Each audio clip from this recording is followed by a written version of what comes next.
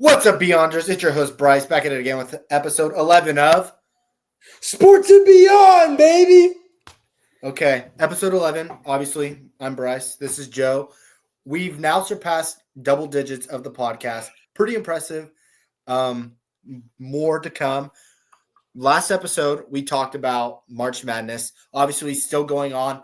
It's April 1st, so technically not March Madness anymore. It's beginning of April Madness. Final Four locked in. Let's talk about that. Let's break it down.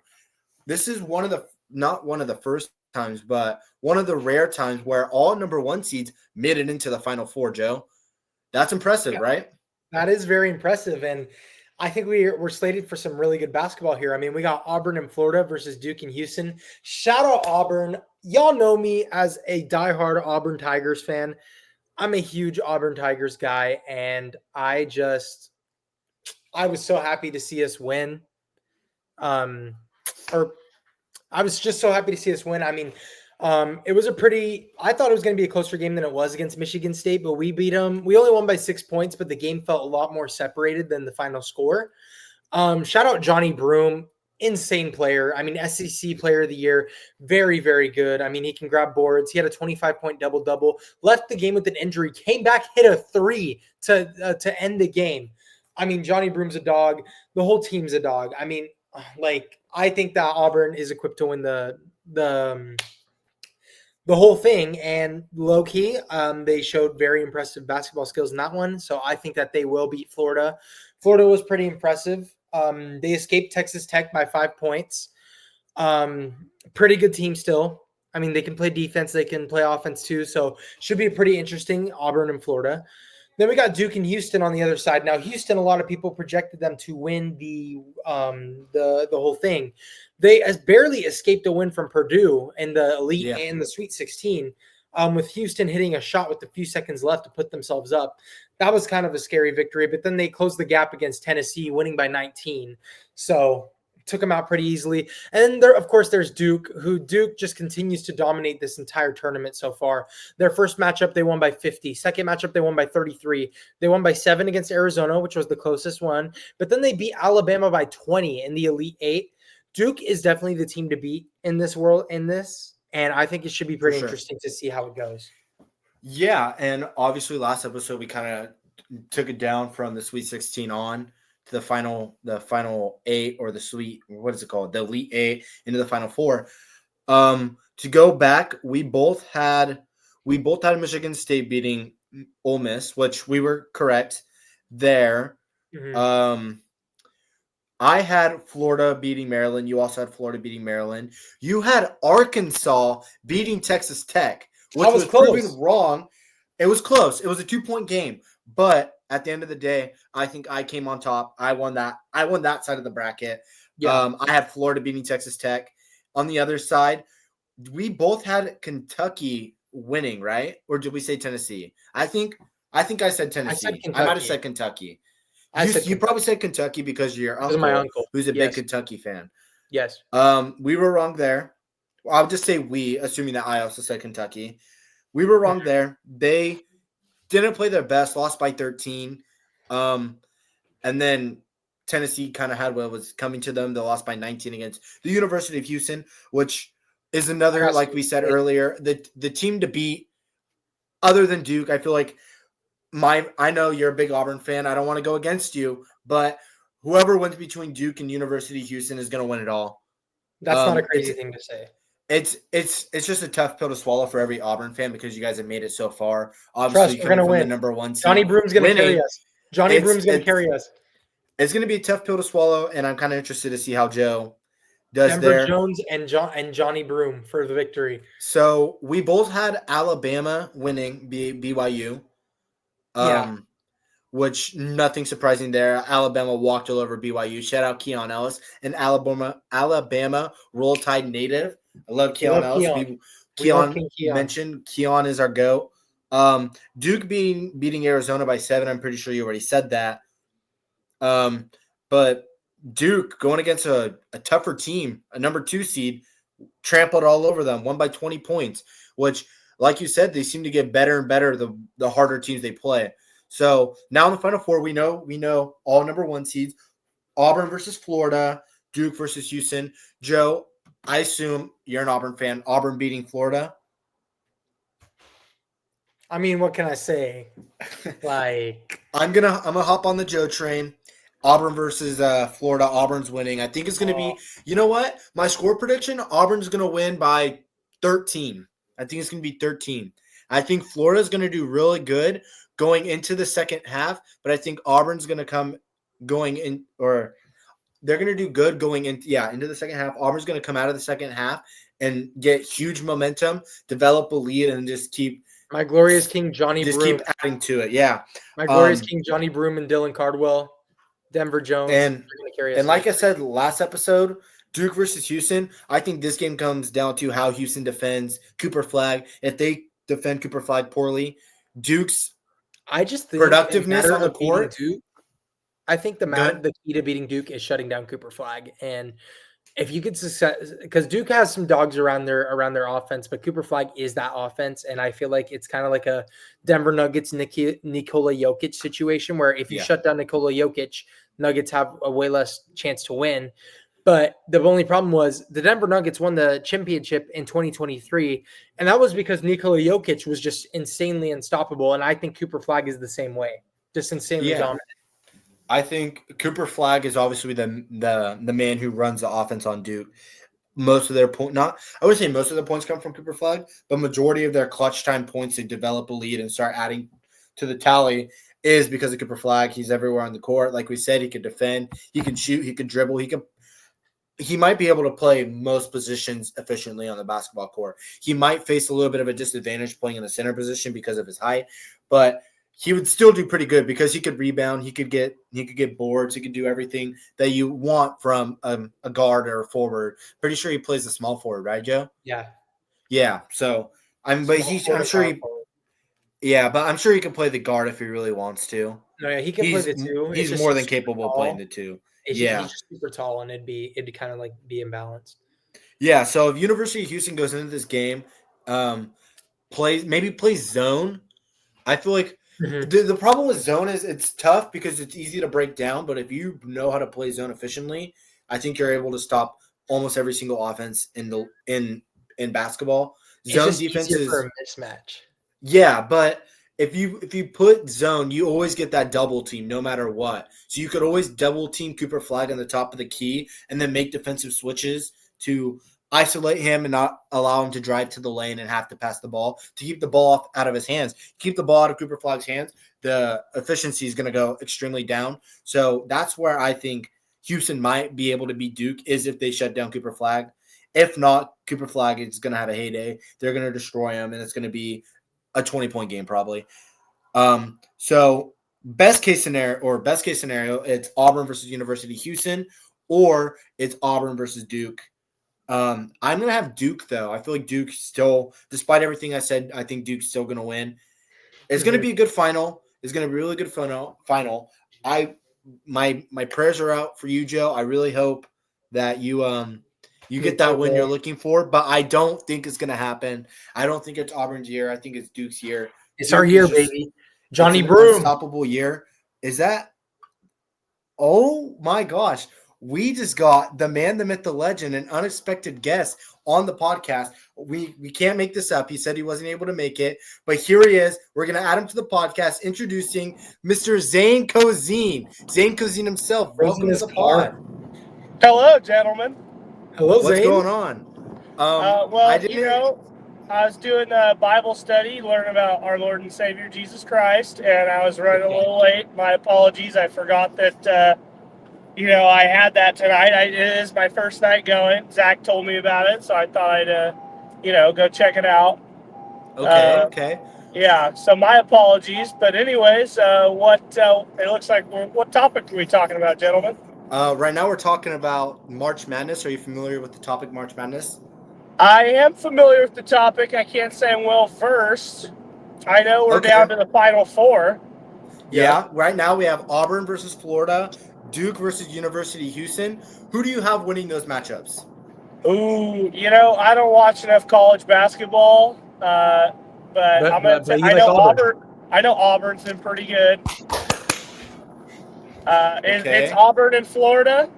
Yeah, Auburn and Florida together. I know Florida's been pretty good too, but I think I'm gonna have to take Auburn. Okay, what about Duke versus Houston? Duke, Ooh. the unstoppable force, one of the best teams in college basketball right now. Who do you have? Yeah, I've been watching some of the highlights earlier today. I was watching some of them in English class, and I have to say I think that it's gonna be Duke for the win. Heck Duke yeah. for the win. So we flag. have Auburn versus Duke. I think all of us have Auburn versus Duke in the finals. From Zane, Joe, me, how do you think this final is going to play out? Well, I may be a little bit biased, but Bro pulled out the hat. No. I pulled out the Auburn hat, bro. War Zane? Eagle, baby. Zane, what do you think so far? You know what? Duke has been playing so well. I think I'm going to have to go with Duke. Duke in the final. I also have Duke in the final. I don't think Auburn has the ability to stop Cooper Flagg. Yes, we do. We got Johnny Broom. That doesn't matter. It's Cooper Flagg. He's a generational talent, Joe. We talked about this plenty of podcasts. Johnny Broom, I've said this line before, and I'll say it again. Johnny Broom has 1,000 fans. I'm one of them. Johnny Broom has 100 fans. I'm one of them. Johnny Broom has 10 fans. I'm one of them. Johnny Broom has 1 fan. I'm that fan. Johnny Broom has 0 fans. I'm dead. That doesn't change the fact that Cooper Flagg's going to drop 50 on you guys. Oh yeah, change the fact. Because Johnny Broom is the GOAT. Joe, I've watched those highlights, man. I think you're wrong. I think Cooper's gonna drop a lot on you guys. He looks pretty good. But do you know who Johnny Broom is, Zane? I do not. No, I'm not educated on who that player is. Johnny Broom is the GOAT. He's the GOAT. The GOAT of college basketball. Joe. He's the GOAT. Tell us where you think he's gonna go if he's eligible for the draft. Where do you think he's going in the draft, and what team he's going? If he's the self-proclaimed GOAT. I think he's going to be like a mid-first-round pick because he's a little bit older. He's 22 years old, which is old for a basketball player.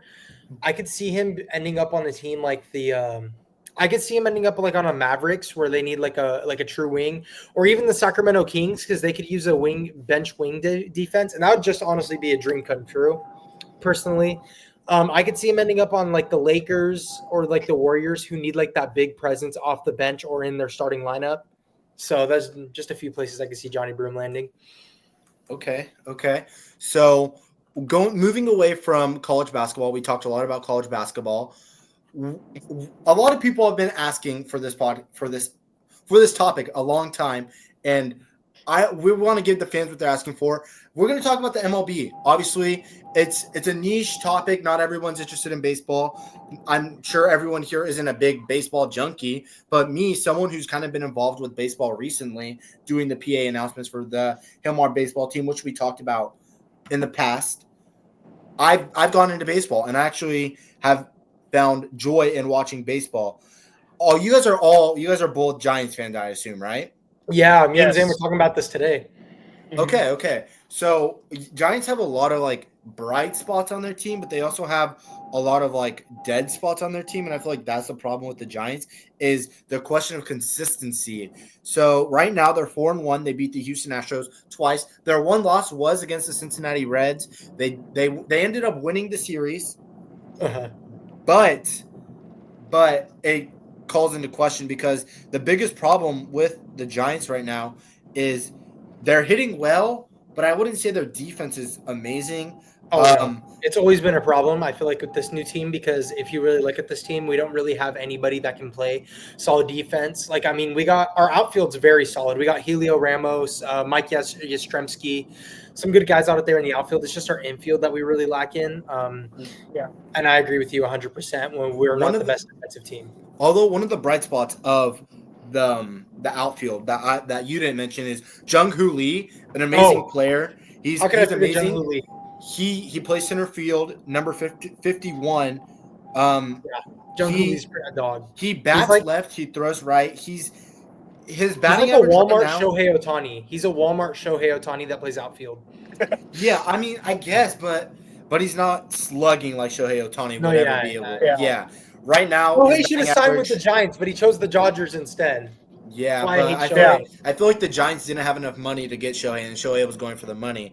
And to be fair, he was going from LA, technically Anaheim is where the Angels are. From Anaheim to LA, so it's an easier transition rather than going to the Bay Area, finding a different scheme, finding a different team, stuff like that. So I feel like staying He in the just city pissed that a he's lot in. of people off with that move, like especially the LA community. Oh, they were not happy. And, Yeah, but now look at him. Bryce, another thing I feel like why he might have not wanted to go to the Giants is for me, in my opinion at least, the management has been very inconsistent For sure. since So many really big fumbles. 2015-16. I feel like the management's been very inconsistent. So many big Yeah. fumbles. I agree with you 100%. Why did I say Kings? The Giants have fumbled both Aaron Judge and Shohei Ohtani in the past few years.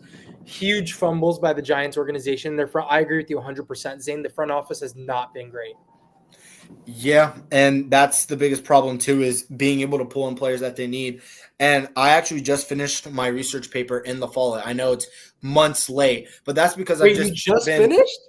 Yeah, well, I finished it, Bro. but then I've been touching up on it, adding a little bit more context to it, supplying things, and my topic was salary cap in the MLB. I feel like that's something that's extremely needed in the MLB because markets like New York, like LA, they have huge markets. A lot of players want to go to those teams. Everyone is dreaming to be a Yankee, to be a Met, or to even be a Dodger. I mean, those are some incredibly rare teams. I mean, back in the day, early times, I mean, some people might want to be an Athletic, but they're no longer in Oakland, which I want to talk about too because that's pretty interesting.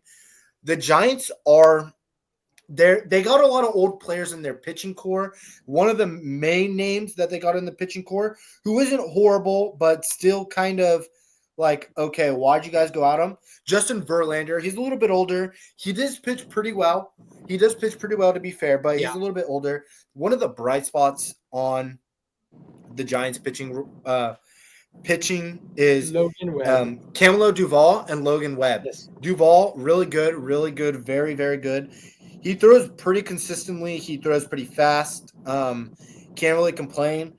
But Logan Webb, everyone knows Logan Webb. He's a dog for the Giants. I love Logan Webb. Also, someone who's been hitting the ball really, really well for sorry, I'm parched right now. Someone who's been hitting very, very well for the Giants. I'm trying to find his name, but his last name's Flores, I think. Wilmer Flores now. He's been hitting the ball. I mean, destroying it like he has something against the ball. That's why he's insane. Our DH. Yeah, and DHing isn't easy, and especially in the sport of baseball. To give a reference or to give a little bit of context why DH isn't easy. For example, on the Boston Red Sox, they had a third baseman last year. I can't think of his name right now, but he played third base. He was extremely horrible at defense, but his hitting was impeccable. It was amazing. This year, they got a third baseman to put him on third base, and they're starting to DH this previous third baseman. Well, the problem is that the biggest problem is he's not hitting well DH. You're out of touch with the game. You can't really play the game well because you're not focused on the sport, and he's struggling. He's in a slump. I'm pretty sure he's like 0 for 13 striking out. It's crazy. So DHing isn't easy, but Flores is doing it amazingly, and you can't complain there. It's Rafael Devers. Yeah, I think that's the name. He's been in a slump. He's been struggling. I had to look that now one up. talking about struggling teams. There's two teams right now that are struggling like no tomorrow. First off, I want to save the A's because A's is a good topic to talk about, but people might not really realize it. The Brewers, they've been cooking. The Brewers have been cooking. Oh no. They've been getting cooked. They have been getting cooked. Let me read you the scores of their games recently. First game of the season, they lost to the Yankees 4-2. Okay. Next game of the season, they lost to the Yankees 20-9. The next game after that, 12-3. The next game after that, 11-4. They finally were able to get their first win against the Kansas City Royals, 5-0. But this leads into the next topic that I do want to talk about, and then we can bring it back to the MLB. There's been a new strategy in town that the Yankees have been using, and it seems to be very, very effective. It's called the torpedo bat, and I was telling Joe about it because I think it's very interesting, and I want to show you guys. Right now, I have a Modesto Nuts Louisville Slugger replica bat. Okay, it's not a professional bat. It's nothing crazy. But what a torpedo bat is, instead of having the barrel up here where they mainly want to make contact with the ball, someone at MIT, I think, decided to invent a barrel down more lower. So instead of them hitting the ball in between the Modesto Nuts and the Louisville Slugger, they want to hit it like in between the Modesto Nuts and like the beginning of like the handle. So the barrel's lower. So when they swing, if they chop the ball lower in the bat, they get more contact because there's more barrel there. And a lot of people are arguing that it can't be legal. Now, the MLB has gone out and said it's completely legal as long as the barrel fits the standards of the league, which is like, so it has to be like the shape of a bat has to be round and circular, but it has to be smooth. It can't be like choppy or anything. As long as it's like that, it's perfectly fine. But the problem is they've been getting insane hits recently because of these bats. And not everyone has access to not now. Right now, not every team has access to it, but teams are starting to get a little more access because of it. Do you think it's fair that they're able to bring these bats into the league? No one knew about them and go and terrorize the Brewers. I mean, terrorize them. No, I don't think I'm not joking. You're winning games 20-9. That's not even like, it's insane. And here, let me go to the box score real quick and let me put this in perspective. The Yankees scored 4 in the first, 3 in the second, 6 in the third, 3 in the fourth, and then just continued from there. But the Yankees, I believe, they had 4 home runs in the first inning alone.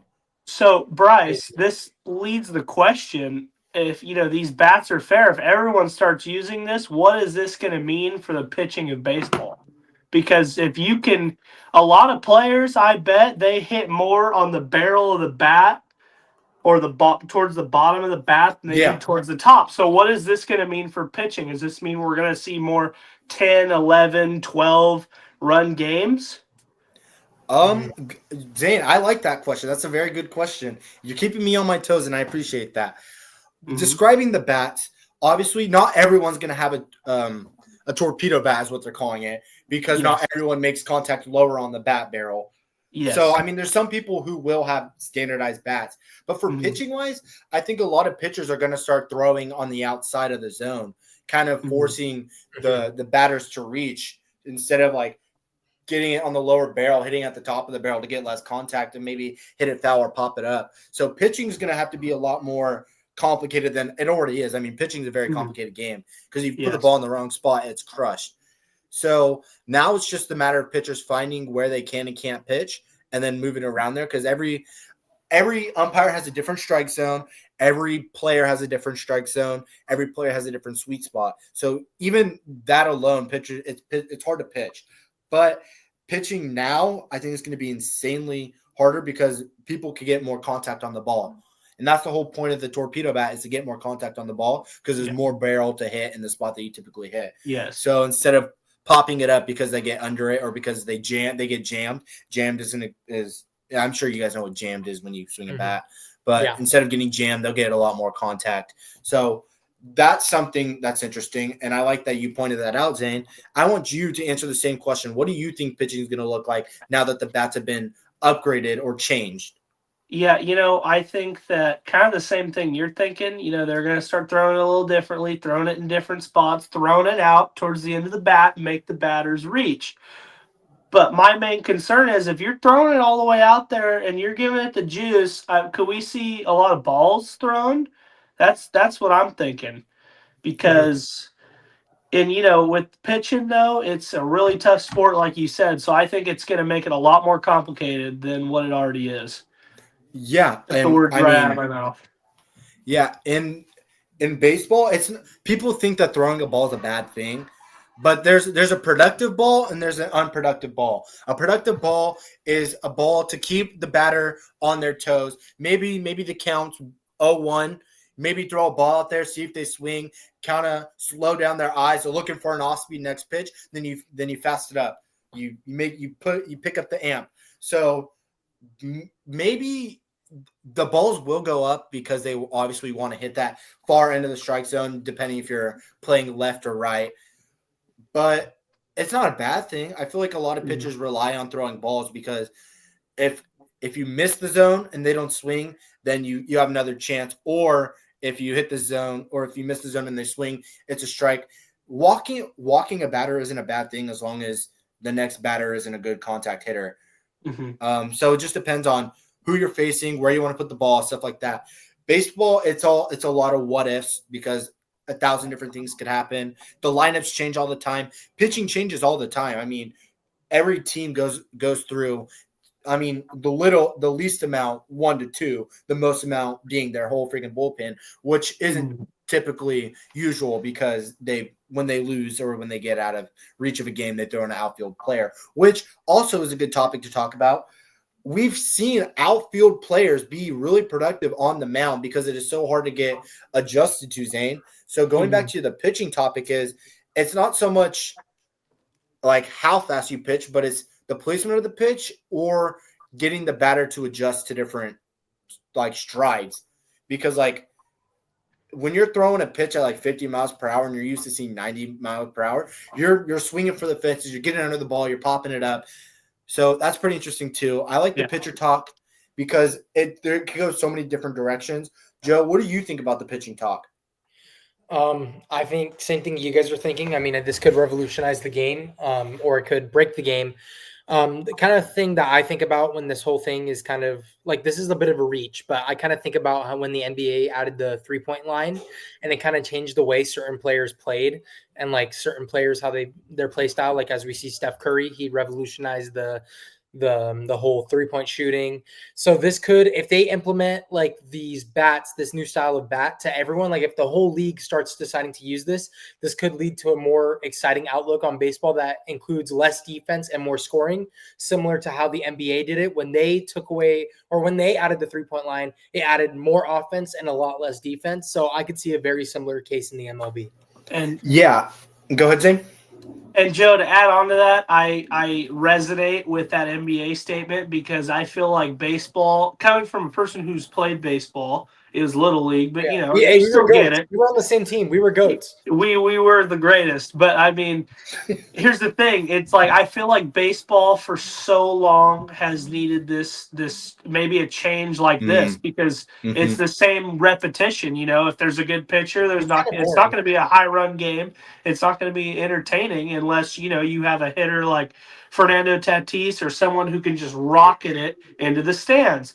So I think this is something that baseball needed because, for the last 100 and something years, it's kind of been the same. And I think with all the great batters in the league right now, this could really attract people to the sport and make them want to watch more. Yeah. And to add a little bit of like you're saying, to attract people because of these big hits. I was watching baseball with my family last night. We were watching the Giants versus the Astros, and then we switched over to the A's versus the Cubs, which was an atrocious game in itself. I'm lost for words for that.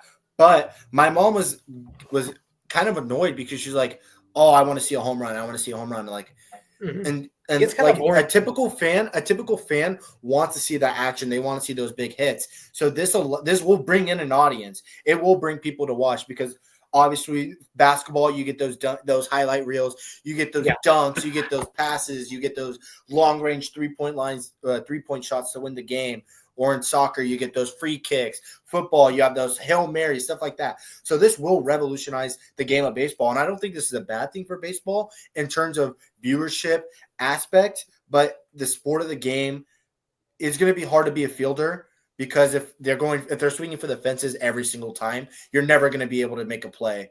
And I feel like that they might lose viewership because of that. Some people like to see defensive aspect of the game, and not being able to put the ball in play takes away from that part of the game. So it is technically, I mean, not actually, but it's a good thing for like Joe said, the 3-point line, because it brings the game up. But baseball's already been kind of evolving. Obviously, during spring training, they brought in the challenging to call. They brought in the pitch clock. They made the bases bigger, stuff like that. So the game's trying to evolve, trying to become more modern, which I'm not against.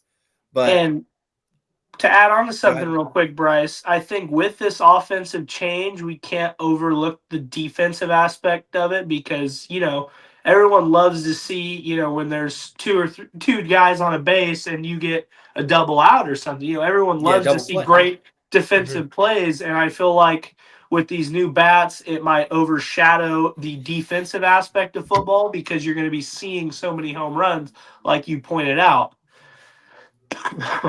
Yeah, but also another impressive thing, which this is an elite memory that I just remembered. Last year, I think it was during the playoffs, the Mariners versus the Padres. They thought Fernando Tatis Jr. hit a home run, and the outfielder jumped up for the ball. The crowd thought he wasn't able to rob the home run, and then he was oh darn it, I missed it, and then opened his glove and the ball was there, and the crowd exploded because they're like, oh my god, how did he make that play? So there is an opportunity for those moments where an insane jumping over the fence, grabbing the ball, stuff like that. Yeah, robbing a home run's awesome. And I want to mention this, right? I just mentioned I'm into baseball, so I've been playing MLB The Show on my Xbox.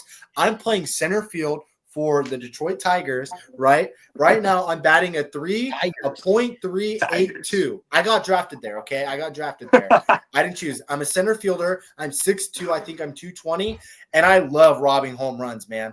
I've robbed at least 15 home runs this season, which is crazy. I just thought that was fun to mention. I mean, add a little bit of joy to this podcast because it might get boring for some. And Bryce, real quick to add on, I feel like with you being an announcer at these baseball games, you picked up a lot of knowledge on baseball terminology and baseball, which I love. I'm not the greatest with the terminology, but I notice you're saying all this terminology, and I love it. Yeah, thank you. Of course, and another quick thing I wanted to point out is I don't want to stay on the bats for too long, of course, and you guys probably don't want to either, but I'd like to say this. I mean, when you have these super teams like the Dodgers right now, what do you think these bats are going to do for the super teams compared to, the lesser teams that, don't have the greatest batters in the world? What do you think this is going to do? Because when you have a team like the Dodgers with so many great players who can bat, what do you think this is going to mean? I mean, no matter what is going to help every team because every team has that player that swings lower on the barrel. So they're going to be able to hit the ball a little bit more. But these teams, like we've already seen the Yankees, where they have been hitting the lower of the barrel. Jazz Chisholm Jr., one of the notable players who typically hits on the lower barrel, but can still hit the ball over the fences. Now that he has a lower barrel, he's hitting the ball a lot more efficiently. So he's able to touch all the bases. Yes.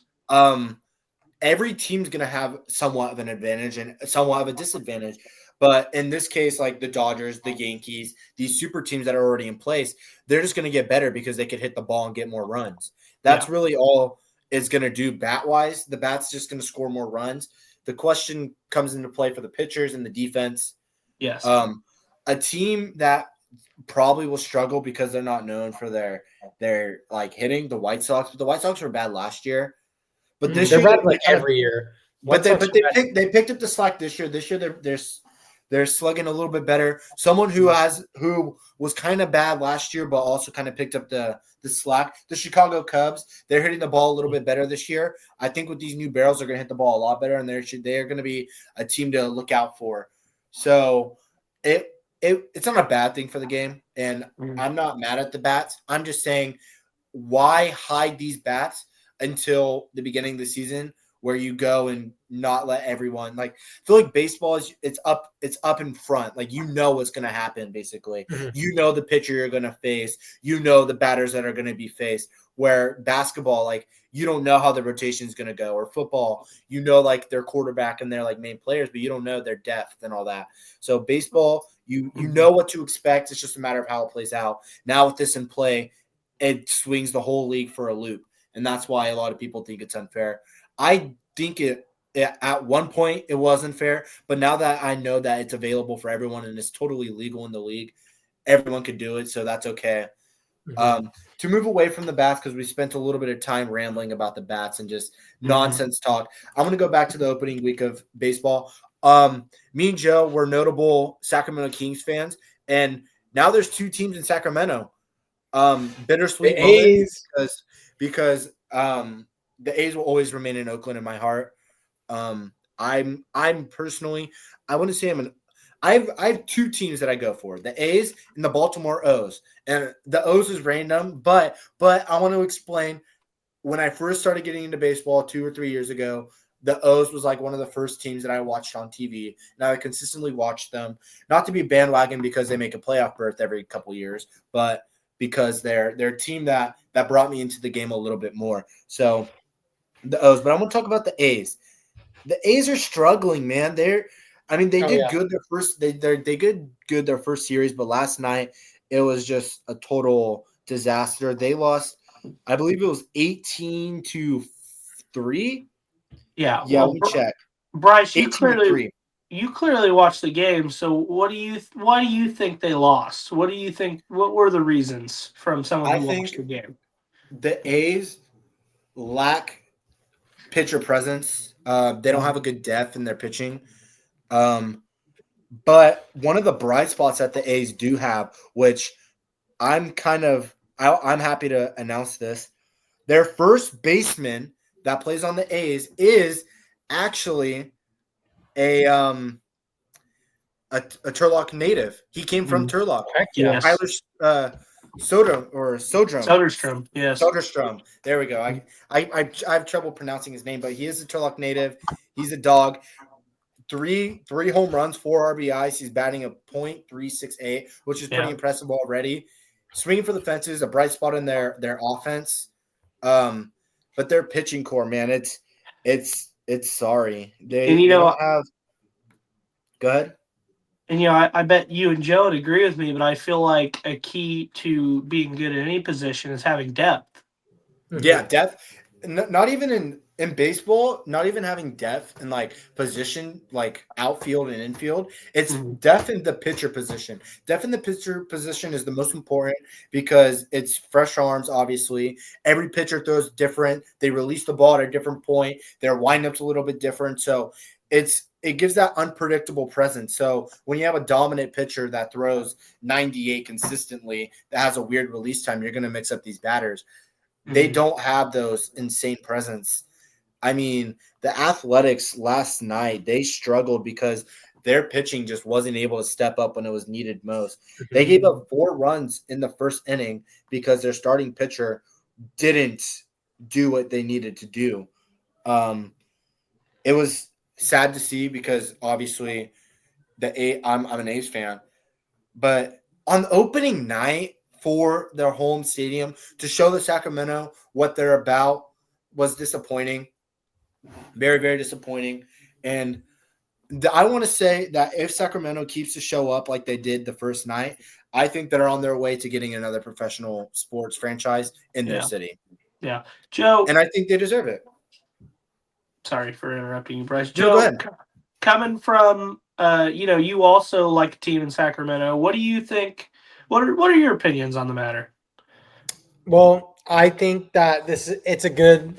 I didn't see the purpose of them moving to Sacramento for this, like the next couple of years, because they're moving to Las Vegas. Like, I don't know why they just didn't give their team like a few more years in Oakland because the community is like devastated that they're gone. But Bryce. Thank you, Zane.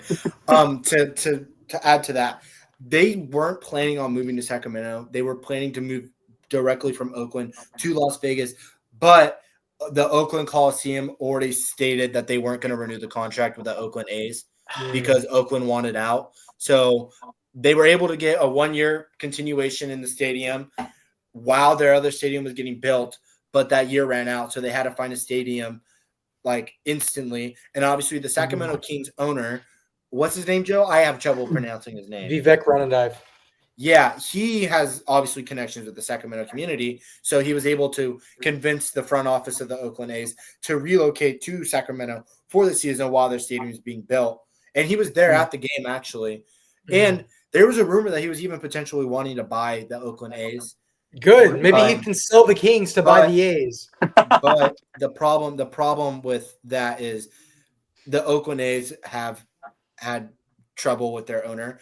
John Fisher, probably one of the worst owners in sports franchise history. He is terrible. And this is coming from a spot because he also owns my favorite soccer team of all time, the San Jose Earthquakes, which he won't do anything with the team. He won't spend money. He is cheap. He is stuck in an era of Moneyball. Moneyball has been proven not to work anymore. At one point, Moneyball was super efficient, and the A's created that, but they're stuck on that. That's the problem with the A's too. They're stuck on Moneyball. They can't get away from it.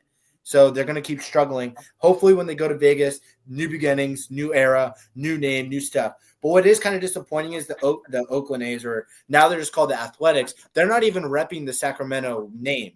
They're just going by the Athletics, which is kind of messed up to the city of Sacramento because they were the ones who welcomed them into their city and welcomed them into their stadium.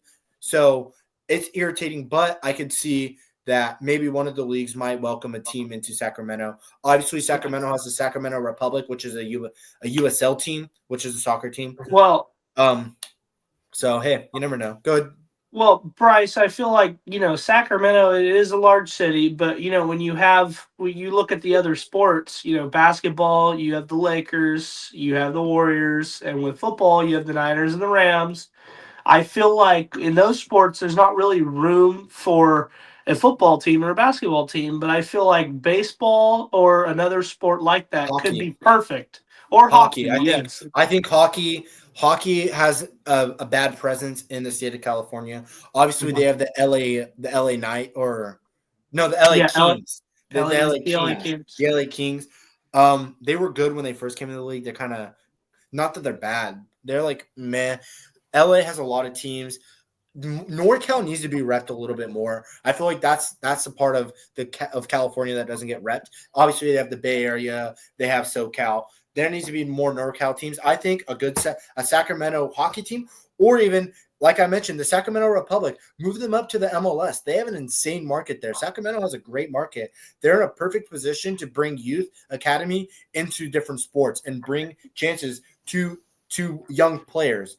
So that's my thoughts on Sacramento. I think that they deserve a sport. I think that they showed up for the Oakland A's, and the Oakland A's have failed to meet those standards. So my heart goes out to all the Oakland A fans and all the Sacramento goers. Yeah. Okay. So to move away from baseball, we spent a lot of time ranting about baseball, mainly just me because I'm a geek right now. I'm geeking out. But NBA, let's talk about basketball, Zane. Ooh. I know you seem to be you look like a basketball guy. He's a basketball guy. I do enjoy basketball. And we used to run it in PE, me and Zane. We did. We beat Michael Hurd, but that's off topic. Zane, tell the people, am I bad at basketball? And be honest. Bryce is actually very good for a white guy. I must be honest. He's extremely good. Fly for a white guy. Thank you. Yeah, he's pretty fly for a white guy. But to start off this NBA conversation. Oh, hold on, pause. Time out. Whoa, okay. How come this podcast always comes back to white guys? Joe is notorious for talking about white guy athletes who could do it better than everyone else. It's a bad habit. Well, you know what? I feel like white guys are underrepresented in a lot of sports because a lot of the leagues are, I'm not, trying to be prejudiced, but African American dominated because they are better athletes. So when there is a good white athlete, like Cooper DeJean was catching track for a while. So I think that's why. But we are a little off topic. So I'm going to get the NBA topic started. We'll lock down your number one. I haven't watched a crazy amount of basketball. I catch highlights here and there and maybe a game or two. But I am a Warriors fan, and Speaking of the Warriors, Zane, did you see what Steph Curry just pulled off today? Oh, insane. What he just dropped today? Was he crazy?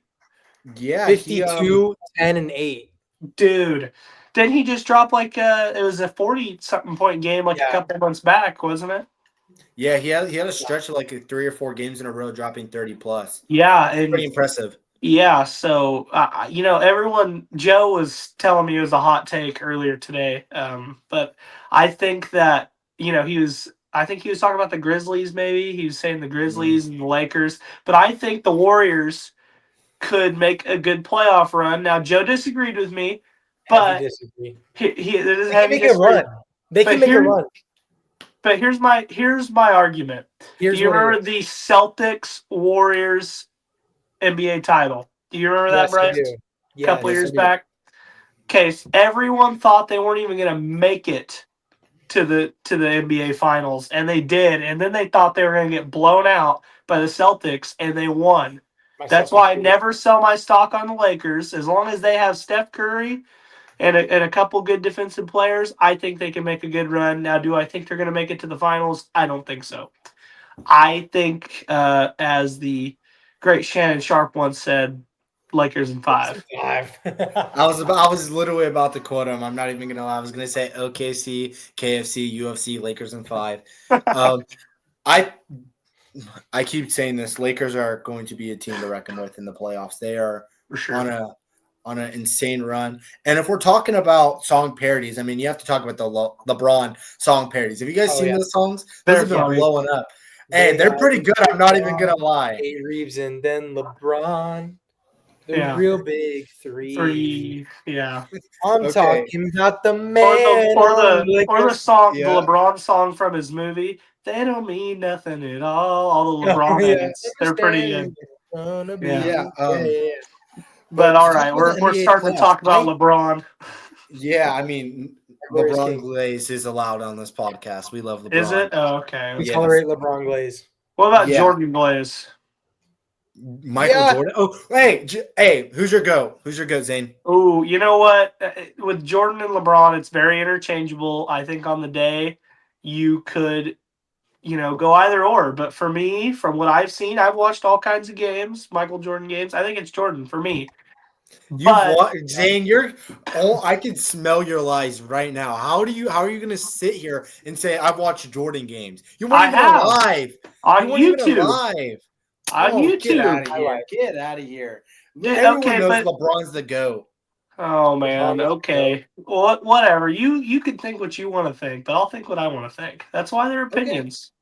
But you know what? I respect it because LeBron has been so dominant. And he's on what, year 20, 21? It's great stuff. I can't even lie. I enjoy watching LeBron James. I love LeBron James. I appreciate LeBron James. But back to the podcast. Yeah. Who do you have? You just said you have the Lakers winning it? I think Lakers are going to go to the finals. I think with his Luka trade, I feel like it. I don't know how to put this, but it's almost like. Do you remember when LeBron and AD were in their dominant year, the bubble year? Yeah. Now some say that was an easy title win. I don't know about that, but you know how dominant. I feel like that's what Luka's bringing back to the table. That level of dominance that they need. I feel like he's almost like he's the tush push to get them back to the finals. Yeah. Yeah, I feel the Lakers could have a run. I'm with Joe. I think the Grizzlies are going to have a good run too. I think people sleep on the Grizzlies.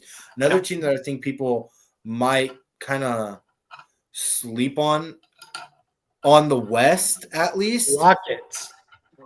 The Rock. I don't know. No. Here's the thing. If I'm arguing that the Thunder are too young, I think the Rockets are way too young for a playoff run.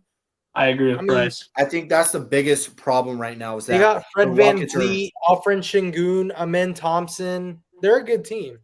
Okay, yeah, they have those players, but at the end of the day, they're not like they're good in the postseason, or not the postseason, the season, but postseason I don't think they're gonna do the greatest. I think that they're gonna, if they go against an experienced team, they're gonna struggle. That's my thoughts personally. Yeah.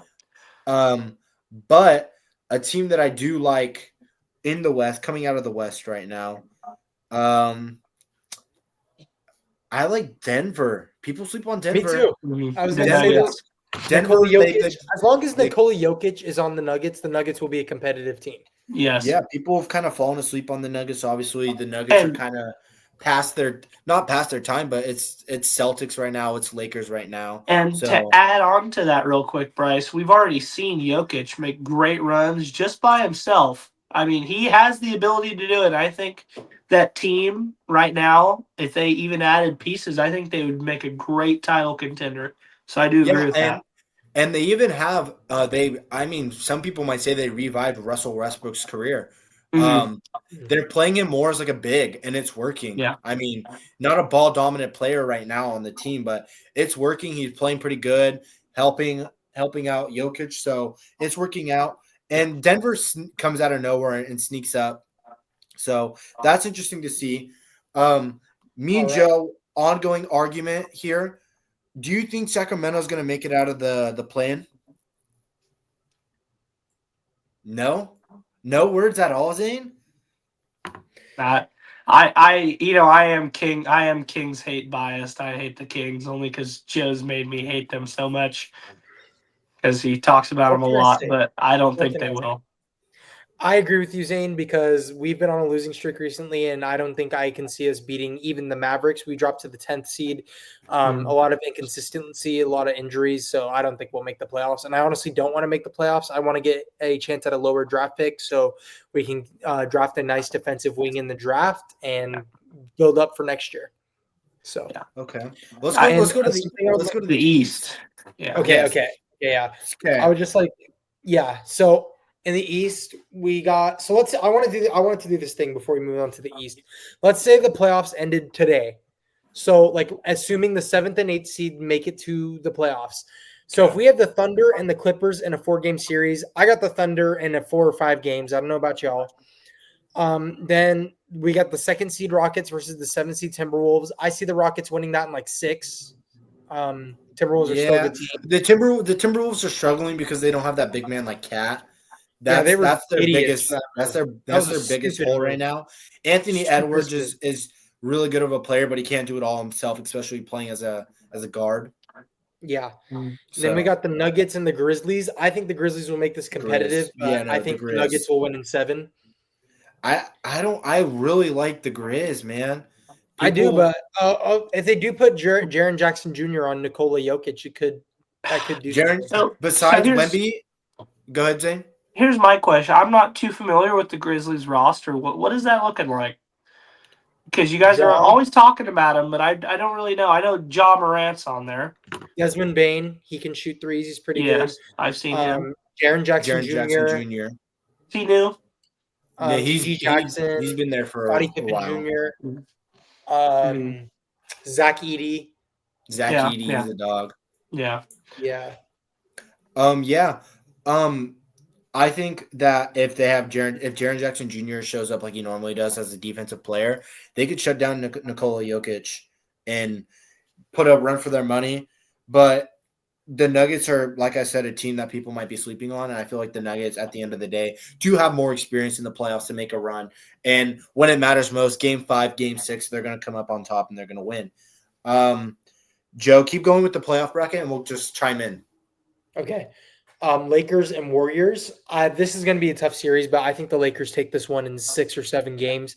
That's just an unfortunate matchup for both teams because if the Warriors were seeded against anybody else, I personally think if I were the Warriors, I'd purposely drop down to the 6th seed to face the Nuggets because the Warriors have a better chance of beating the Nuggets Mhm. than the Lakers. So if I were the Warriors, I'd drop down to the 6th seed, but I think it'll be a competitive series with the Lakers, but the Lakers will come out on top. Yeah, I agree. I totally That's for agree the with that. West. Let's talk about the East, then we'll do the whole bracket thing. East. Okay, here. A team that people might count out, the Bucks. At the end of the day, Yeah, because they have Giannis. they have Giannis. Giannis. People sleep on Giannis, and that's what I'm saying. Like He's in Giannis is freak, still a dominant player, and He it is. annoys me that people just like sweep him under the rug. Like he's still every year he's in the MVP talk. Yeah. And how is no one talking about that? If I remember, he's already won an MVP. No. Yeah, he has. He's won 2 And you know what? He won has 2 that. MVPs and a final. Yeah, he has that dominant force like Jokic has. Like he could He's change consistent every year. and he's no matter consistent what. every year. He can change the outcome of a game because of his sheer athletic ability. I mean, I agree with you totally. They sweep the Bucks under the rug every year. Oh yeah. So I like Bryce's pick. I think the Bucks are gonna do good. I think that's my sleeper pick. Now does anyone else have a sleeper pick here? I'd have to agree with Bryce. I think mine's the Bucks as well. My sleeper pick to go far is the Detroit Pistons because they've been playing Ooh. great recently. Cade Cunningham, All-Star Thompson, Jaden Ivey. You guys gave me those reactions, but the Pistons have been a great team recently, and they've This flown year, heavily under yeah. everybody's This year they've they flown have, heavily yes. under everybody's radar, and I think the Pistons will do some sneaky damage in the East. But the thing about, I mean, the thing about the playoffs is it's 7-game series. So all it takes is 2 games to like flip the switch and extend this series. I think when it comes to game 6, game 5, game 6, that's when it really comes down to experience. And I think the Pistons, there again, probably most players' first times in the playoffs on that team. So they might lack that presence later in the series. So I feel like that's where they might struggle personally. Mm-hmm. Yeah, I Um, would chime in on that. I don't have too much knowledge of the East, to be honest. I don't pay attention to that side of basketball. I'm a West guy, so I pay attention to how the Warriors are doing. But whatever you say, I'll agree with it, Bryce. Perfect. Yeah. Keep going, Joe. Yeah. I think that the Pistons would do some damage. I mean, we got some good teams out there. Like we got the Cavs, who are a 60-win team. I mean, I think that they're absolute dog squad. They got Darius Garland, Evan Mobley, Donovan Mitchell, Jared Allen, DeAndre Hunter, probably the best starting 5 in the league. But then you got the Celtics, who probably have the best starting 5 in the league. I take that back. J. Holiday, Derek White, Jason Tatum, Kristaps Porzingis. It's a team full of dogs in that starting 5. So Yeah. they're not too far behind the Cavs. And then we got the Knicks. I think the Knicks just don't have it yet. I think they're missing one final piece. Or I just think they're missing coaching consistencies because they got a good team. Like they got Jalen Brunson, Karl Anthony Towns, OG Anunoby, Josh Hart, some good players. They just need to clean things up on the defensive and offensive side of the game. I mean, we got the Pacers too, who are relatively Pacers. decent. Tyrese I like the Halliburton, Pacers. Tyrese, shout out Tyrese, former Sacramento King.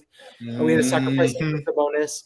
They got Miles Should have Turner. won last night. We should have won against the Pacers last night. This is a disappointing loss. Yeah, that was very disappointing. Yeah. But I think if anyone were to make it out of the East, I said it before in this podcast, I think the Cavaliers will. It's either going to be the Cavs or the Celtics, but I could see the Cavaliers making it the most. Well, Go ahead. can I say something real fast, Bryce? Yeah, go ahead.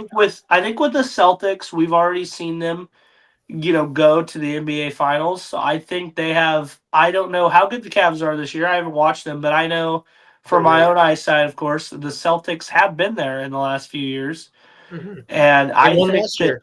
they did win last year. Yes, they did. And I think that they will probably go back again because, they're just going to keep that momentum and they're going to keep it rolling. So it is NBA early playoff predictions, but I'm going to go NBA finals predictions. I think it's going to be Lakers Celtics.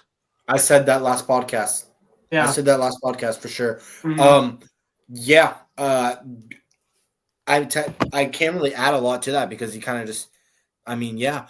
I just think the Celtics, they're just such a dominant team that it's kind of hard to stop them. Celtics know what it is to win a game. They know what it means to win a game. Lakers, obviously, they have the glorious King LeBron Bon James. Shout out Joe for that. He would say the exact same thing I just said. I would. So it just comes down to like playoffs.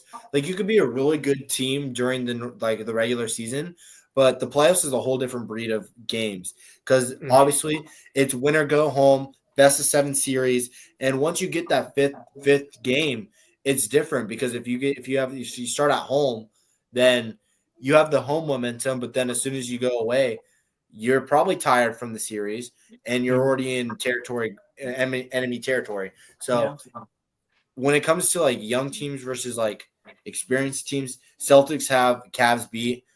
Cavs, not a bad team, but Celtics are just better because of that experience in the playoff. They know how to make a playoff run.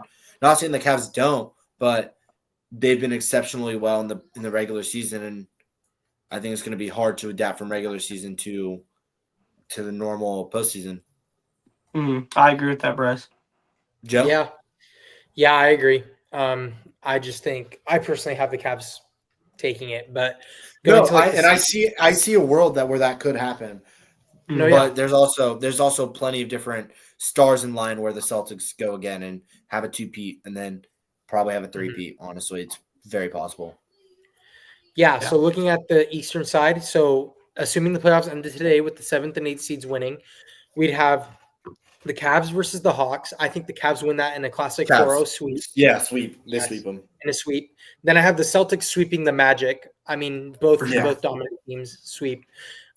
Knicks versus Bucks. This is where it gets interesting because I'm not super high on the Knicks, and I think if Giannis can, unlock his playoff self, which Giannis is a different guy in the playoffs, and if he can be that Greek freak in the playoffs, I think that the Bucks can win this in 6 or 7 games.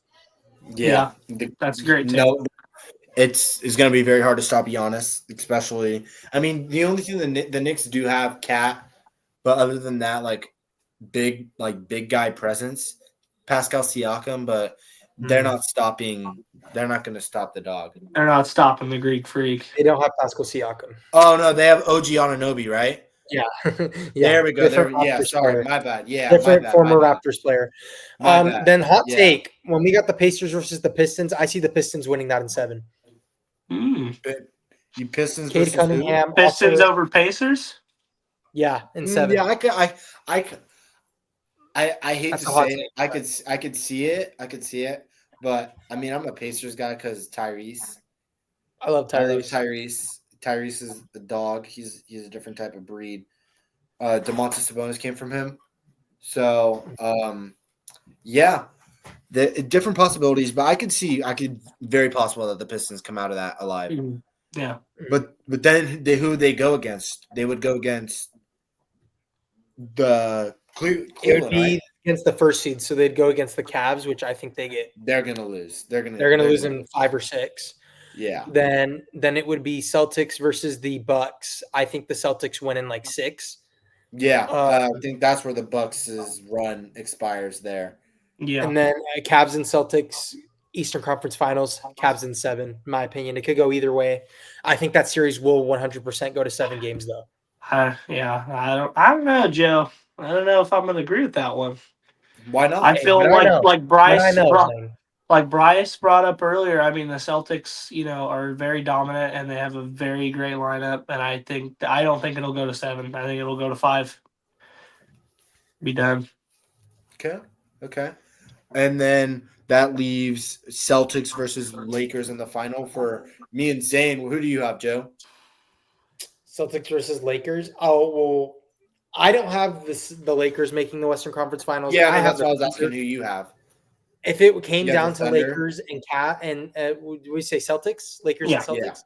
Yeah. If it came down to the Lakers and Celtics, I see the Celtics winning that in 6 games because the Lakers are good, but I don't think they're equipped to beat the Celtics. The Celtics are a huge, very good defensive team, and the Lakers aren't very, very good defensive team, and the Celtics have that really good balance of offense and defense.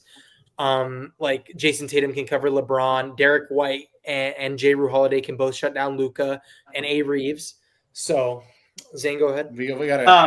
I mean, we said we have LeBron glaze on here, and coming from a Warriors fan, this is going to hurt me to say this, but I mean, if it gets down to the wire, do you think we could see a 2016 LeBron or not 20? Was it 18? Was it 18? Yeah.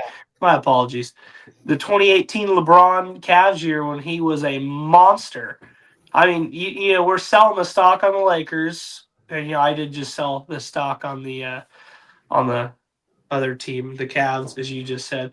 But I think that you're underestimating LeBron and the Lakers. I feel that defensively, you got to remember LeBron. He's still putting up 28 points a game. Now, finals LeBron, it's like you said earlier, Giannis. Playoffs LeBron and regular season LeBron, it's a completely different animal. So I think that you're maybe underselling the Lakers. I do agree that they're not equipped, but you never know. It's like you said, anything can happen. So Joe, you seem to be against the Lakers versus Celtics final. Who do you have in the finals then? Yeah. I have the Thunder and the Cavs. I know they're both the 1 seed right now, but I honestly can't see other teams. I mean, I could see the Celtics, could be the Thunder and the Celtics, but I think the West is the 100% the Thunder's conference to win. I mean, they're 63-12 right now. They've only lost 1 game into an Eastern Conference team, and they've been crazy. The Cavs, right? Yes, it was against the Cavs, and it was 35. They're 35-11 in their conference. I think they're the best and most complete team in the West, and I think I just see them making it out. We discussed the Eastern Conference. It could go either way between the Cavs and the Celtics, but I have the Cavs pulling through and making it past the 7th-game series, past the Celtics. So. I think it's going to be very exciting to see these games actually play out because we always go back and forth because basketball is a game about like form and consistency, and if you're not consistent, then obviously you're gonna start losing games and dropping spots. So once playoff comes around, consistency is very important. And to give Joe full credit, I mean, Cavs and Thunder have shown the most consistency throughout the regular season. Now it's just hopes that it translates over to the postseason, which is interesting to see. Does anyone else have anything to add to basketball? Or do you guys want to move to the next topic, which me and Joe talked about? Zane, you might not be too familiar with it, but we're just going to roll with it. Are you okay with that? Yeah, I'm good with that. I have nothing else to add. Okay. A little bit different. Me and Joe, we talked about this 2 years ago. We actually went back and forth because we both had different takes, and now we're both the same person. UFL, spring football. People don't know. People don't know about Go it. Stallions, baby. Go Stallions. Me and Joe, we talked about this pre-podcast. Yeah. Before it was the UFL, it was the USFL and the XFL. Joe, what team you went for? What team again in the USFL? Breakers, the New Orleans Breakers. Go ahead. Hold on, real fast. I like to add something, Bryce. This is like super out of like the stratosphere here. Like I did not think we were gonna bring up the UFL on here. I didn't even, to be honest, I didn't even know people watched it. I'm selling UFL stock, but should I watch it? Should I start getting into it? I think it's join the Stallions family, Zane. The Stallions. Yeah. Where are they from? Birmingham, Alabama. Alabama. Yeah. Alabama. Interesting. Huh. The good thing I like about the UFL that not a lot of people talk about is it gives athletes who weren't ready for the NFL but too good for college football a chance to play and show off their skill. We've seen players go into the league from the UFL and dominate. Brandon Audrey, he destroyed the NFL. He came from the Stallions. So that's pretty Kayvon Turpin, he came from the UFL. Amazing kick returner. There's players, there's talent in the UFL, and obviously a lot of teams are a lot of people are paying attention to the UFL. So I like how the UFL is developing, and I like what the UFL is doing with different type of cameras. They do drone shots on the field. They get POV cameras in the helmets where you could see the POV of a running back to show a lane that they run in. They even have sensors in their footballs to mark first downs, which I think the NFL should implement. So that'd be great. A good thing that the UFL does is they're not afraid to test new things that the NFL is afraid to test. Obviously, they're still trying to build up a viewership. They had a pretty big viewership when the USFL was first around, not when it came back, but when it was first out, when they first became a UFL or USFL, when spring football first became a thing. UFL, it's a good thing. It's a good feeling. Me and Joe were both Birmingham Stallion fans. The problem that I have with the UFL right now is there's not a lot of West Coast teams. So I feel like it's heavy East Coast heavy. Heavy East Coast. That's the problem. But it doesn't stop me and Joe from watching the Stallions.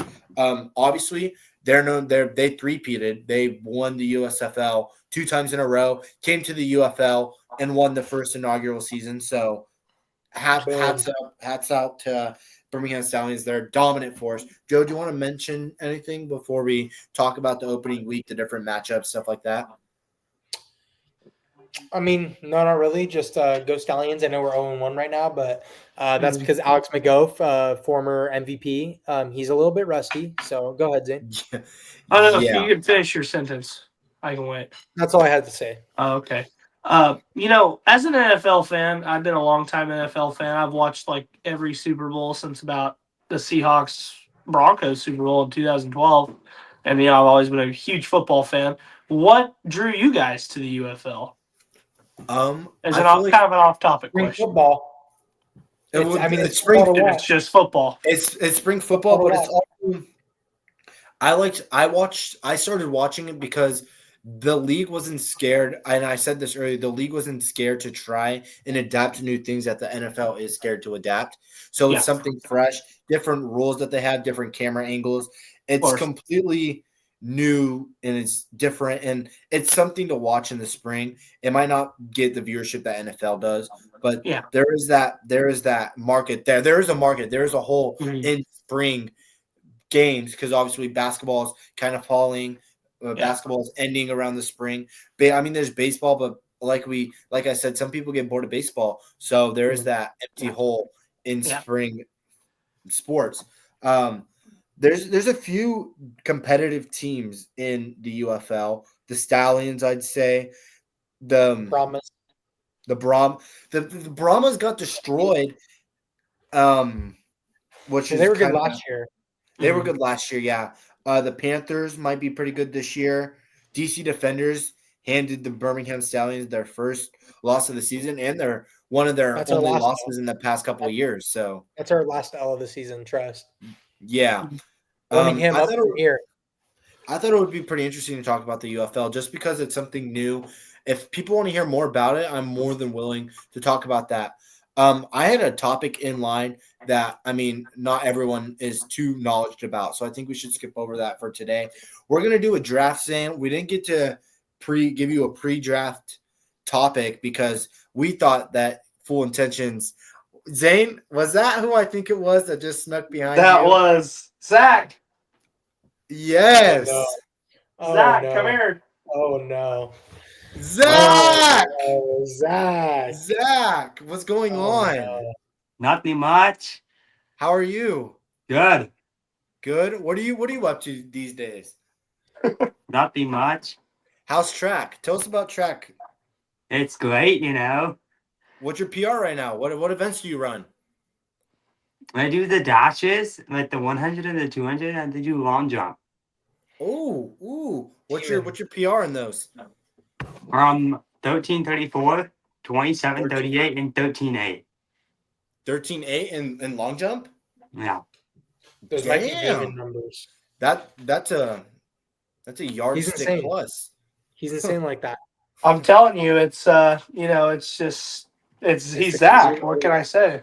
Zach The might be a Cozine aura. generational athlete. I'm not even gonna He lie. he could be. I mean, us Cozines, I'm not the greatest athlete in the world, but there are good genetics behind us. I mean, there's Cole, there's me, Oh yeah. there's Zach, Robert. Robert was a 4-year high school football player. Good old Robert, man. His- He's my goat. Well, yeah. Well, his Helmar team did go undefeated. So, Zach, That's I'm on the impressive. podcast. I can't go eat dinner. Believe that guy. Anyways, what were we talking about before we see Okay, Zach? well, Zane, you seem like you like desserts, right? You like desserts, don't you? Sure. Yeah, sure. Okay, our draft is related to desserts. We're going to be drafting ice cream my God. Nice flavors. transition. Okay. Nice transition. All right. You gotta trust the transition, Zane. Trust. I trust it. It's the way that I had to transition. I wasn't gonna be like, this is our topic. I wanted to Well- give a little bit of relate. Like I want you to relate to the topic. So, None of Bryce, us. Go a ahead. quick pause on that. My apologies for interrupting, but I'm putting a lot of trust in this podcast. I've only watched a couple episodes. I haven't been able to catch them all because, you and Joe talk about sports with me at school. So I get a lot of what you guys talk about in person.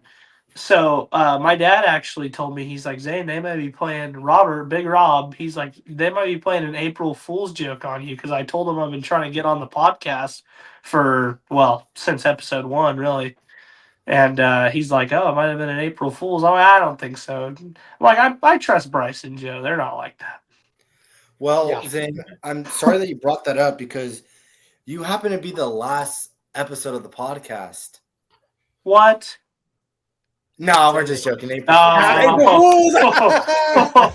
Yeah, You no, almost had- we're not done yet. You almost made me have a heart attack there. No, no. This wasn't a prank, Zane. We were all talk. We like to walk the walk around. You guys mean business, and I respect it. Yeah, we mean business, and if we see And- someone and- who's really wanting to do it, we're gonna give And the fans what they want.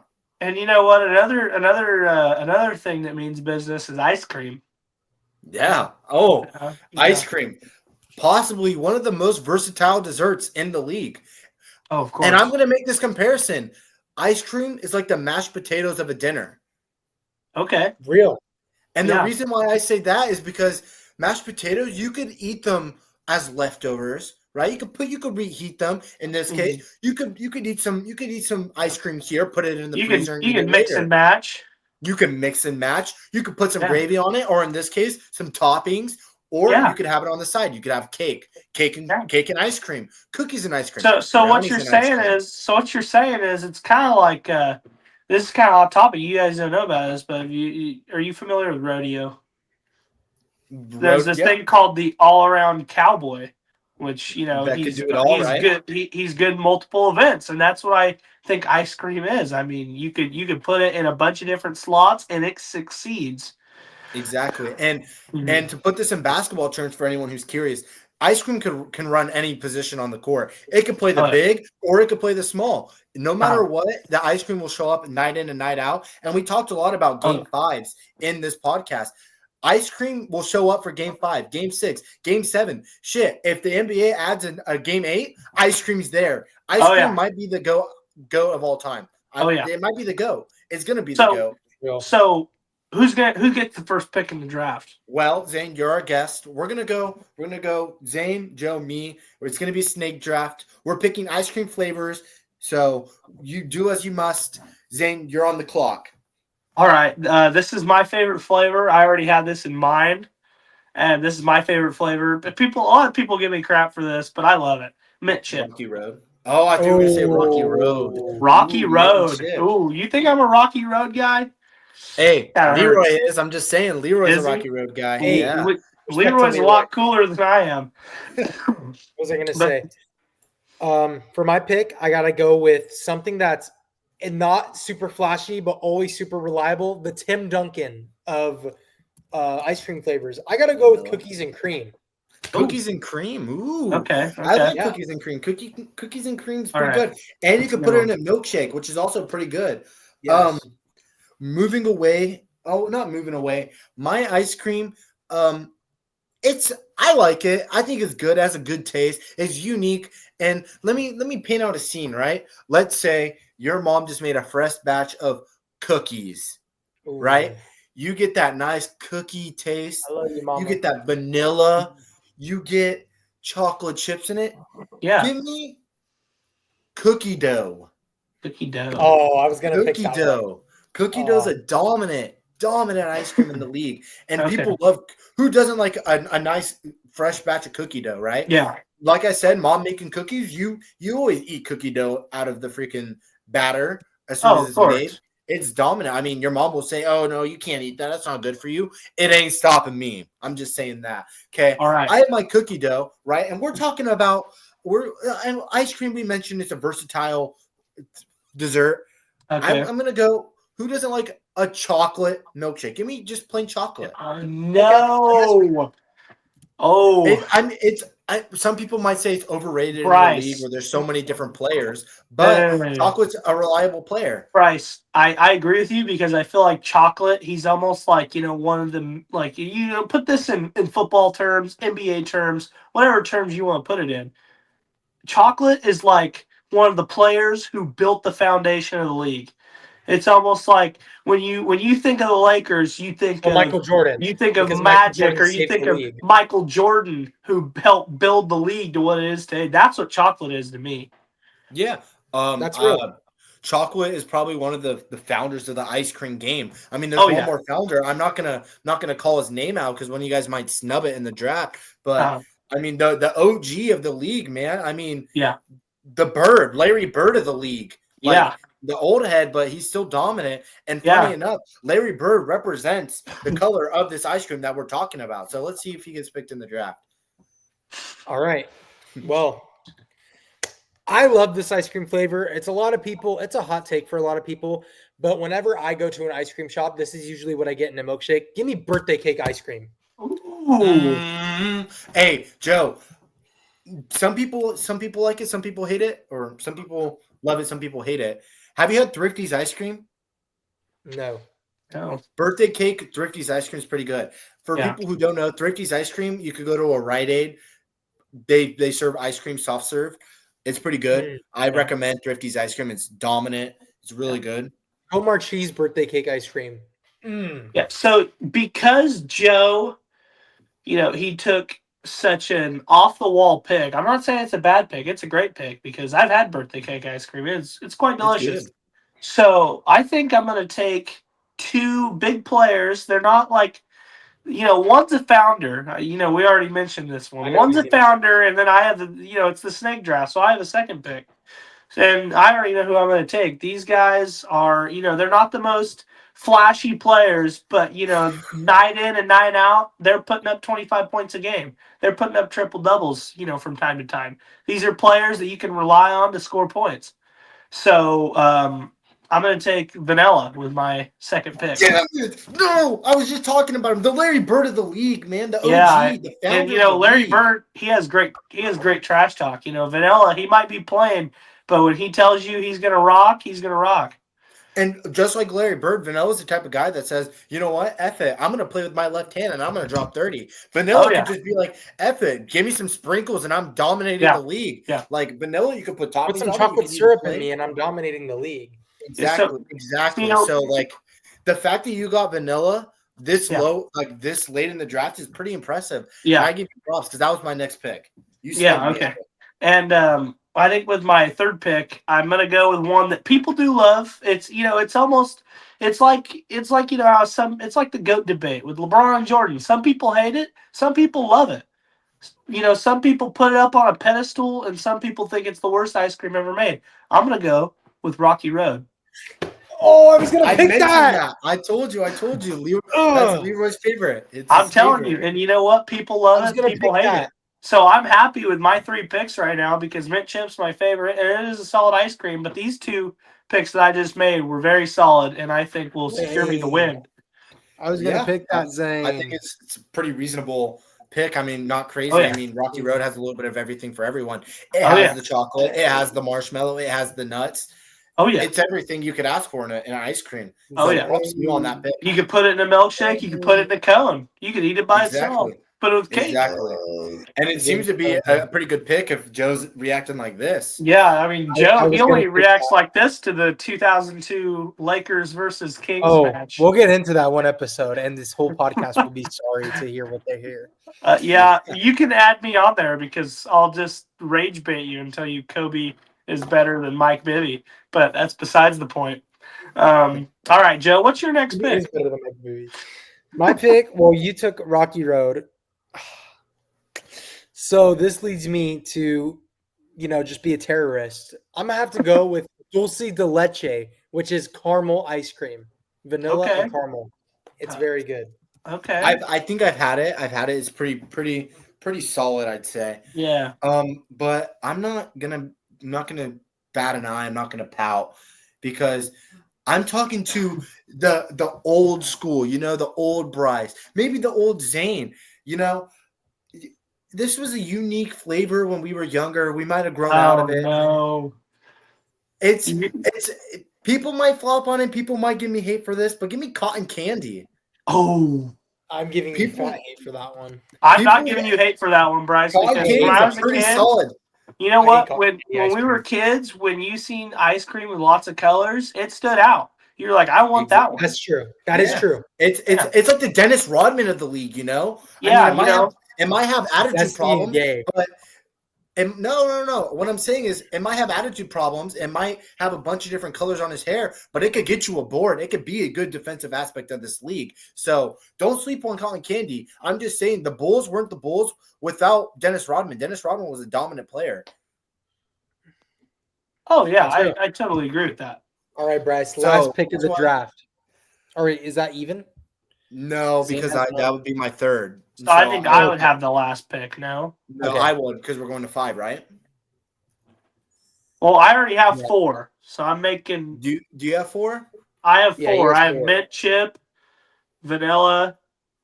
No, Bryce mint chip, 1, 2, Rocky Road, and vanilla. So no, I have 3. Yeah. Okay. So you'll have 2 on the next way around.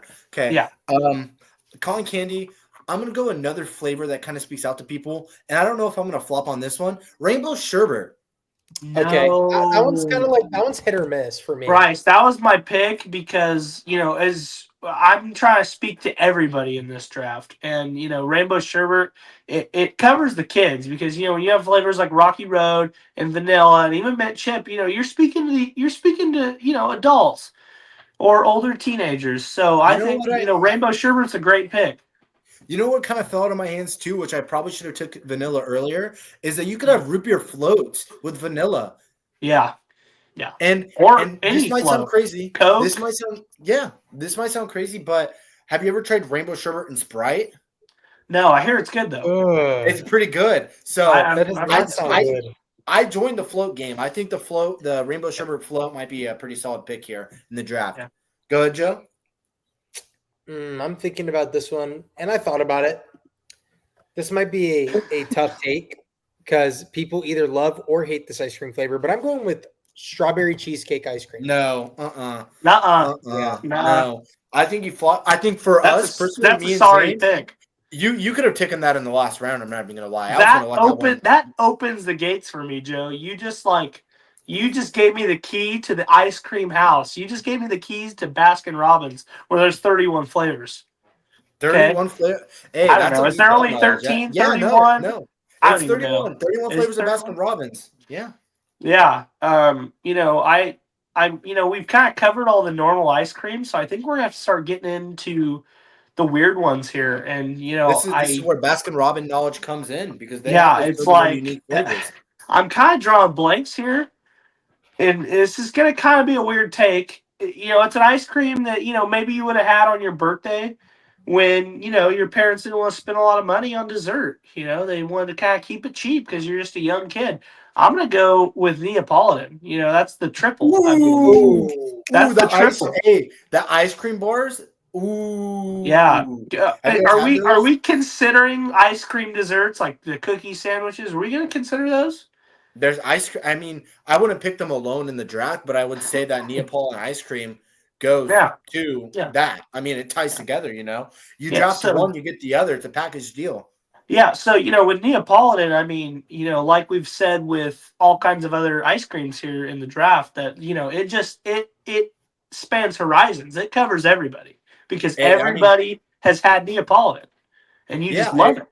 it covers You- people. Hey, if you like chocolate, there's chocolate there. You like vanilla, there's vanilla vanilla. there. You like strawberry, there's strawberry there. If you like all You three, like all you could get all three? three. If you like That's two, right. you could get two. That's right. It's versatile, and I respect that pick. That's right. That fell into my hands because if I would have thought of that, Zane, that would have been one of my picks. So I give you All right, props, man. all right. And you know what? With this fifth and final pick, I think this is going to be one that secures. I feel like I already have the draft, and since we're considering, certain ice cream desserts, I'm going to go with drumsticks for my fifth pick. Ooh. A That's a good little one. Drumsticks, because here's why. There's He's somebody playing a different league, and I respect it. Dude, we're playing here's in the NBA, but you're playing a bunch of different leagues, and I respect that, Zane. Yeah, and here's the thing with drumsticks. I mean, when you think of ice creams that you wanted to go eat out in the summer, you're thinking like, man, I want like a caramel drumstick or a fudge drumstick because they have everything.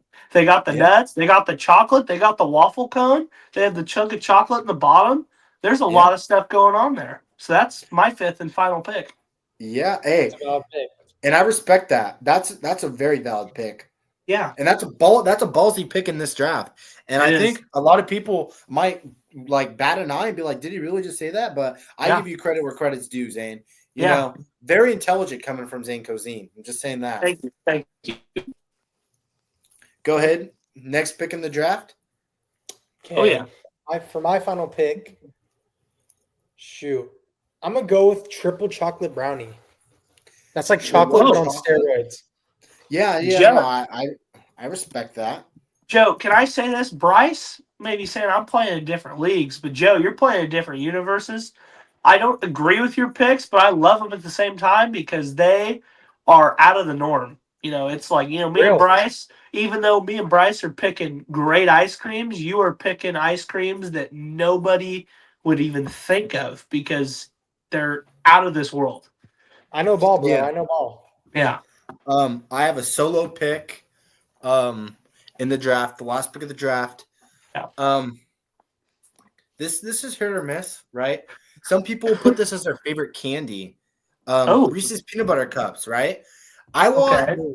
I want vanilla ice cream with Reese's peanut butter cups in it. I don't know what it's called, but I think it's just Reese's peanut butter ice cream, which is Yeah, Okay. yeah, pretty solid. That's I about like it. Yeah. Mhm. And yeah, I'm surprised that it's snuck so draft. People sleep on the chocolate peanut butter combo. It's not for everyone, but I think it's a good pick in this draft. yeah. Yeah. So, I mean, as a consensus, we're looking at our draft picks. Who do we think won? Who are we thinking? I mean, Hmm. obviously everyone's gonna have a little bit of bias here. They're Of all gonna course. Zane, I probably think vote you for won. themselves. But I think if we're going down the line, I'm gonna give Zane credit. And then I think I have second. Yeah, Joe, I kind of agree with Bryce on this one. Even though I love your support, I just feel like the ice creams you were choosing were personal favorites, and I don't feel it's almost like bad management on a sports team. You can't just get players that you Yeah, like. I think this is Don't giving put, me don't like put I Chris think Dip he's on like your shit. he's the John Fisher of this draft. Yeah, Like Wow. he Okay. just doesn't really know Oh, so where to you go just with called me this a team. communist, bro. Just called me a He- communist. He just doesn't really know where to go with this team. He's You know kind what, of Bryce? just You're a lost. communist. I don't know what was You know- going through the front office of his draft room. I He can't hear just you Yeah. over this he communism, flopped bro. his draft Yeah. I can't picks, hear and I you think over all that's this the biggest communism, problem with man. this Explain franchise. this to our country. Bryce. I was on like Bill Walsh level. I was drafting like Joe Montana level players here. Yeah, It's like and I think for the position that I was in the draft, I think I got the best possible outcome. And I feel like what might lose Joe in my draft is I did get cotton candy. Now you got to realize that this draft isn't just appealing to the young audience or to the old audience. It's appealing to the young audience too. We got to Of go get course. some buckets. I mean, at the end of the day, we got to get some viewers in the stands. yeah, and Yeah, gravy. I feel like my draft, in my personal opinion, like we related, earlier we were talking about the Celtics, how they just have good players all throughout their starting five, and I feel like that's what mine is. You have Yeah. players like Rocky Road, Mint Chip, Vanilla. You have Joe, these I have a Neapolitan. question. I have a question for you, Zane. Right? Yeah, If this is your lineup, who's starting the point in your ice cream lineup? who's starting at the point? I think that it's going to be someone who can play ball, who knows ball, and who's very much a veteran in the game. And I think I'm going to give that Vanilla. I think I'm I going to was give thinking the Vanilla. same thing. I think Yeah. Vanilla has the points pretty good, and then you could Yeah. put Neapolitan as a two. Yeah, I think The so right because hand man. it's It's a very versatile ice cream, I think, and I think it Not only works the that, way. but it also has vanilla in it. It has a little bit of that experience in it. Yeah, Not to mention it has a little bit of the chocolate experience in it yeah, too. So oh yeah, it does have a good spot. and it has that explosiveness of the strawberry. You're just like, whoa, what happened? Yeah. Yeah. Yeah, And so I mean it could play the two, it could play the three. You never know. It goes yeah, both ways. yeah. I So feel I like give you credit. here's what I feel about Joe's. I feel like Joe's list is almost like the Lakers. It's just like an explosiveness of talent, like put ones that could What can I potentially say? be title winners. Like Joe, What it's can I a say? young team. It's a young team. They have time to progress, but will they ever catch traction? I don't know. Or are they going to be Yeah. like the '90s Bills? They're almost there, but then they fall. Yeah, and I feel like in Joe's case, if we're comparing it to the Lakers, Joe has the cookies and cream, which is the LeBron of the league, but then he got Oh yeah, birthday cake, which could be a Luka Doncic, yeah, kind of more modern, but a little more classic too. I mean, Luka Doncic is still young, but he has a yeah. little bit of that old school basketball left in him. And Oh then yeah. Joe also has his caramel flavor, which could be Austin Reeves. Austin Reeves could go out there, get a bucket here and there. Oh yeah. Strawberry cheesecake, that's a pretty solid place to put him. So Oh, yeah. Joe has a roster, but I feel Yeah. like the position that he was able to draft in wasn't able to get a lot of efficiency out of it. And I think that's why Yeah. he flopped in the draft. So Yeah. that's the biggest problem. Now going And into my side, Mine, yeah. Here's for what I me, think. go ahead. Yeah, let me No, hear. here's what I think, Bryce. Let me pull it up here real quick. So, like, even at your number one pick, me and Joe had great first picks, mind you. But Bryce, Cookie Dough, you had Cookie Dough. And Cookie Dough, I mean, even though you could say that Cookies and Cream is the LeBron of the league, you could say Cookie Dough was the Jordan. It Yeah. paved the way for Cookies and Cream. And the thing is, it's like Cookie Dough is a great one. I feel where do you think Cookie Dough would land? Because I think it'd be a one myself. Well, that's the thing, because I have cookie dough, but then I Mhm. also drafted chocolate. So like Yeah. I was thinking, let's get a dominant player in the first round, and then let's fall back to a veteran in the second. So Yeah. I picked cookie dough, and I'm gonna put cookie dough as my 2, just because Okay. it has that experience of vanilla that we talked about. Vanilla, obviously an OG in the league, playing Yeah. the point. I think cookie dough has a little bit more height to play in the position. Obviously, has the cookie dough itself and the chocolate chips, so it has a little bit of chocolate, has a little bit of vanilla. So I feel like 2 is a perfect spot. Chocolate's definitely going to be my 1 here. And the reason why I just say that is because it's chocolate. It could be a milkshake. It could do everything that you want out of chocolate. So I feel like chocolate's going to play my 1. And then I'm gonna put Reese's peanut butter cups as my 3, rainbow sherbet as my 4, cotton candy as my 5. Okay. Just because cotton candy's sweet, it's going to have a lot of energy. It's going to be sugary. So it's going to be jumping up and down off the walls. And that's what you want as you're big, jumping up, getting boards. That's why I have cotton candy at my 5. Yeah. Joe, what do you think of Bryce's draft? I think it was a great draft. I'm jealous of some of the picks he got because I wanted to take some, but yeah. Joe, let me hear some of the picks that I got that you wanted and some of the picks that Zane got that you wanted. I wanted to take chocolate. And we all know that Zane picked Rocky Road. He sniped me. What else did Zane pick? Vanilla, always a good one. Neapolitan, I wish I thought of that. That was really clever. Yeah. And Bryce's pick for Rainbow Sherbet, I was going to pick that one to kind of like balance it. So yeah. Ice cream's such a versatile league. There's so many players in the league that can do so many different things that at the end of the day, it's very subjective. Everyone has a different taste. And obviously, cotton candy, a bold pick by me. I probably could have gone him a little bit later in the draft. But overall, I'm pretty happy with my draft. I feel like this is a pretty solid post-draft interview. Now, to wrap up the podcast, me and Joe, we like to end it off on a good note. We like to end it off on a quote.